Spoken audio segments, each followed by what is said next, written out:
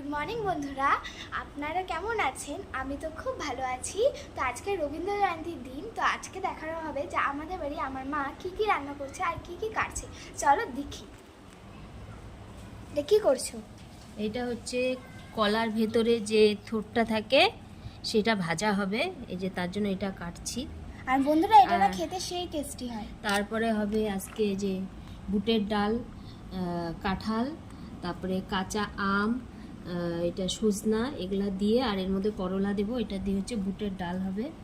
তারপরে আমের চাটনি হবে, এই যে আমের চাটনি, আর হবে কাঁঠালের তরকারি। তো দেখতে থাকুন বন্ধুরা, আর সঙ্গে থাকুন। তুই বল কি করছো? এটা কি কাটছো মা? এটা হচ্ছে যে কলার যে ভেতরের যে থোকটা থাকে সেটা কাটছি। এটা দেখো কেমন করে কাটি আমি।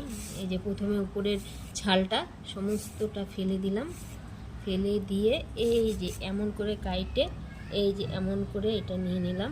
আর এই থোরটা না অনেক খেতেও সেই টেস্টি হয়, এই যে এমন করে সব আঁশ, না হলে এই আঁশটা না বের করলে না তা খেতে ভাল লাগে না, খাওয়ার সময় ভালো লাগবে না। এইভাবে করে নিয়ে এটাকে তারপরে এমন করে এই যে কুচাবো আমি। এই যে অনেকটা কুচিয়ে রাখছি এই পাশে।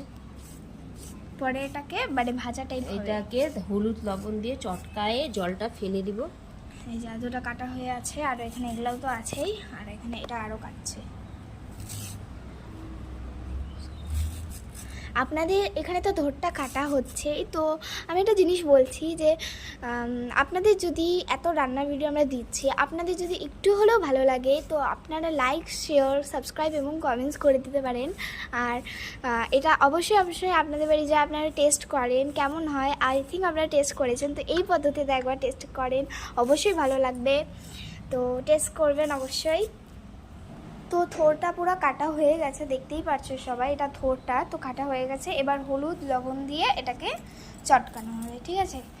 তো এখানে চটকায় যদি রসটা না ফেলে দিই তাহলে হচ্ছে এর ভেতরে একটা জিনিসটাও কালো হয়ে যাবে, আর এই ভেতরটা কালো হয়ে যাবে, আর খেতে ভালো লাগবে না। তার জন্য এটাকে ভালো করে এইভাবে করে চটকায়, এর মধ্যে থেকে অনেক জল বেরোবে, সেই জলটা ফেলে দিতে লাগবে।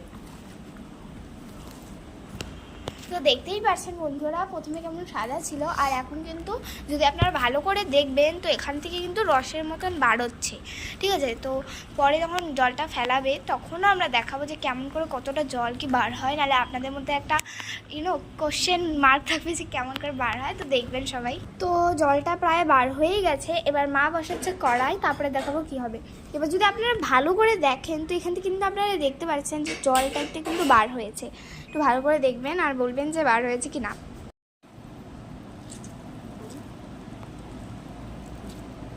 এই যে আমি এখন জলটা বের করে নিচ্ছি, যেখানে রাখছি জলটা বের করে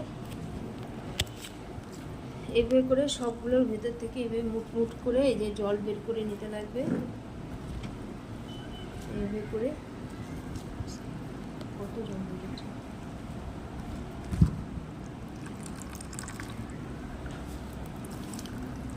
কষি করিস না। ওই যে বলটা আসতেছে, ও স্কুলে যাবে, আজকে রবীন্দ্র জয়ন্তী, তো একটা স্পিচও বলবে, এখানে ও দেখতে আসলো। এতগুলো জল বেরোচ্ছে, এটা দিয়ে এতগুলো জল বেরোচ্ছে। তো এবার সোমবারটা দেওয়া হবে। এই যে প্রথমে কড়াইটা গরম হয়ে গেছে, এই যে তেল দিয়ে দিলাম। তেলের মধ্যে এই যে লঙ্কা দিয়ে দিলাম একটা, আর এই যে কালো জিরা দিয়ে দিলাম।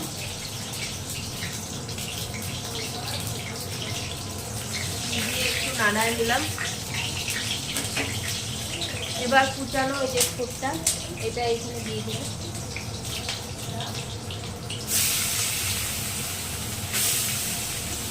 যেহেতু লবণ আগে থেকে দেওয়া ছিল তার জন্য অল্প একটু লবণ দেবো, অল্প একটু লবণ। এবার এটাকে নাড়তে হবে ভালো করে।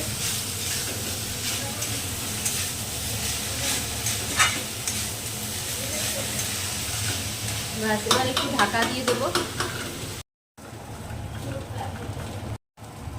আমি এখন থোরটা ভাজতেছি।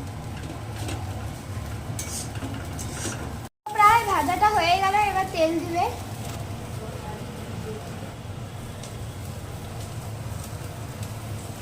এবার তেল দিয়ে দিল, এবার এটাকে হাতাবে।